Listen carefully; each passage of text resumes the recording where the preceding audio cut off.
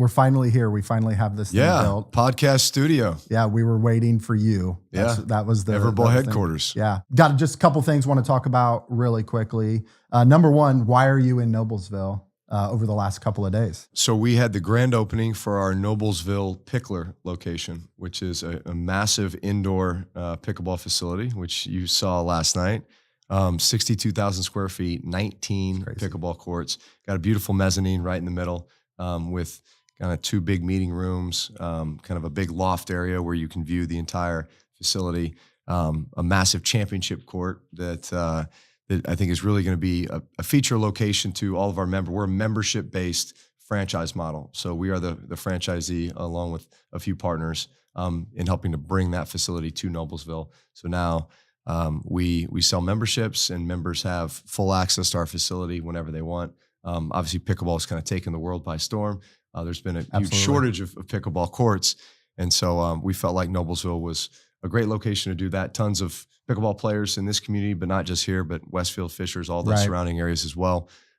So to have that for our membership, just to use on a daily basis, but also be able to host big events, corporate events, tournaments. We'll do leagues, youth leagues, especially this time of year when it's kind of hard to play pickleball outside when it's snowing. A couple weeks ago, you couldn't even breathe outside. Yeah, exactly. This provides consistent conditions at all times. Yeah. Well, and you got to have conversation with Mayor Jensen. Yeah. And he was, I don't think he understood your involvement with Everbowl. So you're invested with Picklr in Noblesville. You're invested with Everbowl as well, which was a surprise to him. And then I'm going to sit down and explain to him about what we do with EB Master. Right? Yeah. So that's even something else. So Noblesville, they're the Millers. They've got the same colors as Purdue. So, that's right. I saw his tie. He had his black and gold tie, and I said, "Hey, we're from the high school level all the way up to the pros, Purdue and the Saints, right? Black and gold." Yeah. All right. With the Saints hosting the Super Bowl this weekend, 15 years ago, you were in the Super Bowl. What are your thoughts for these quarterbacks that are going into it, or any of the players that are going into it? What were you leading up to the Super Bowl? That week before, the 10 days before, what was going through your mind? Well, both these teams played against each other in the Super Bowl 2 years ago. So I'd say it's not a foreign thing for those guys. And we've got a lot of the same cast of guys. So I think this was the matchup that I think certainly coming off of last week, we all expected. Philly is rolling right now. Man, I thought Buffalo might sneak their way in, but shoot, Kansas City going for a three-peat. They've been in this situation many, many times before. So you could easily say the pressure's on them, but they're just a machine. They just have championship DNA. They find ways to win. I'd say Philly probably has a big chip on their shoulder based on what happened 2 years ago. And they're playing extremely well. This Saquon Barkley factor for them, in the run game has been a difference maker. And their defense is just playing really stout. Yeah. They hit on some of these free agent guys they brought in. So I'd say there's maybe a little extra motivation on their part to get the win, especially after what happened 2 years ago. Absolutely. And then what do you think about the host city? Well, New Orleans has hosted the Super Bowl 11 times. Yeah. And there's a reason, more than any other city. So there's a reason they keep going back there. It's because New Orleans knows how to host. They know how to throw a party. Absolutely. It's Southern hospitality at its best. Plus, it's just so well situated. The downtown, Central Business District, Warehouse District, and French Quarter, all close proximity to one another. All the hotels, restaurants, live music, venues, they're all down there. And then you've got the Superdome right there. So literally you just camp out down there for a week, walk around everywhere. It's New Orleans. That's what they do. Yeah. All right. Last question for you. Cause I know we've got a lot of stuff to go over in a short amount of time. I want to talk to you about just franchising in general, right? And your story of how you got introduced to franchising, where kind of the origin story with you in franchising, and then what you're doing today, and then kind of the future of all the different stuff that you're involved in, where you want to go with it. Yeah. So I got to Purdue University from, I was a Texas kid, Austin, Texas. Got to Purdue in 1997 and was staying at Wiley Hall with my two of my roommates and now, longtime best friends, Jason Lorzell and Ben Smith. And we would literally order Jimmy John's to Wiley Hall 3-4 times a week. And I was always amazed that you'd put down the phone and 15 minutes later, some dude would come rolling up on a bike and hand you your sandwich. And it was like, the most delicious bite every time. So consistent. And I was just like, this is incredible. This whole concept. So fast forward 10 years, and I had gotten drafted by the San Diego Chargers.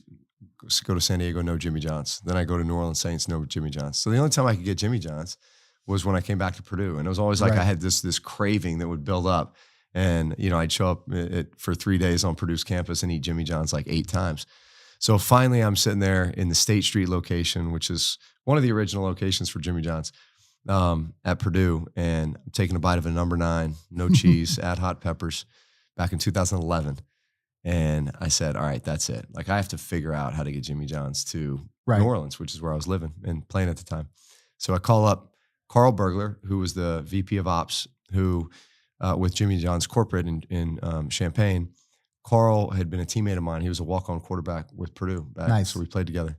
So I said, Carl, what do I need to do to bring Jimmy John's to New Orleans? He said, we just opened up the territory. Are you serious? I said, yes. So that started the journey of, understanding everything about Jimmy John's, understanding everything about operations, interviewing, putting our franchise group together, interviewing operators, guys that had been, in the Jimmy John's system in various capacities for a long time, knew the business. And we moved them down to New Orleans and said, all right, we're gonna open up our first one and let's crush it. And we ended up being a top 10 store in year one. And it was like, all right, well, let's take down the area. So we signed a massive area development agreement to basically build out all of New Orleans. And we've since done that. We have 12 locations down there. And so that was my first foray into franchising. And then from then I was hooked. Yeah. Because I had a sneak peek in every aspect of it.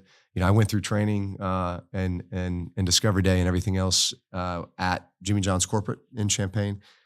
Had the chance to sit down with Jimmy Lateau, the founder of Jimmy John's, a number of different times, and really feel like I picked up a ton of kind of his passion and wisdom and for the brand and just franchising in general, and how you support the franchisees and obviously how you create the unit economics that make this a viable business model for all of your franchisees. So that then got me starting to think about more and more concepts. And so since then I've had the chance to be a part of a ton of concepts of which, we are partners together in Everbowl Master, as we've taken down a pretty large territory ourselves, and we're trying to bring Everbowl everywhere in the Midwest and Southeast and and beyond. I always say like everything east of the Mississippi. But, Everbowl doesn't love when I say that. That's pretty much. But that's okay. That's pretty much. That's okay. Yeah, it's Jeff's first 2 core values for Everbowl are make friends and have fun. And I think we do a great job of that. Everbowl's a fun brand. Yeah. Right. We do awesome on college campuses. Obviously,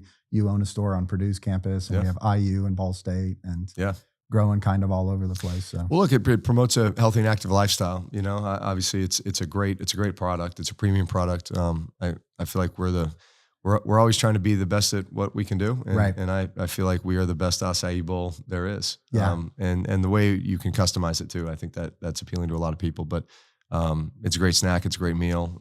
And I think we just.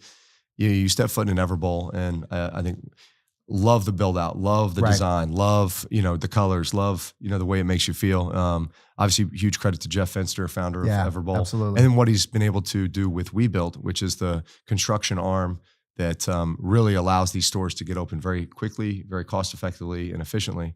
Which obviously a lot of those savings get passed on to the franchisees. Absolutely, but it just brings a level of consistency, and you know exactly what to expect when you step in an Everbowl. You know how you're going to be greeted. You know how you're going to be treated. You know what the taste of that acai bowl is going to be like. And so I think we've got something really absolutely unique. Yeah, and that's something I learned from you in our conversations is you look at the founder. Like that's one of the first things that you do is look at the founder, even before unit level economics and the sustainability of the brands. But it's like you're really betting on the jockey, and I see that with a lot of the brands that you're a part of, from Smalls. How you grow a really good relationship with the leader of the organization. Yeah. And that's really, really key. Yeah. Culture and leadership, obviously. And then, it's gotta be authentic, right? It's funny, the Everbowl story, because, I basically approached Jeff about investing into Everbowl and then having this opportunity to be an area developer. And really that started pre-COVID. I was a fan of the brand. And then all of a sudden COVID happens, everybody shuts down, right? And to Jeff's credit again, he pivots. He's like, all right, our stores are closed. How can we still get Everbowl in the hands of our customers? So he started this thing called Laterbowl, where literally he would deliver all the components to an acai bowl to your home, right? It. So literally I was going online ordering like 50 acai bowls at a time and just keeping them in my freezer. And then literally whipping one up every morning because my kids were like in love with acai bowls from Everbowl. So literally, that was kind of the impetus of, okay, like I love this brand too much. I've got so there was an authenticity, love the leadership with Jeff, and obviously just the culture that he created with the brand. And look, the unit economics makes sense. Yeah, absolutely. Awesome. Yeah. Well, thanks for your time. Let's go have some fun out there as well. Sounds good.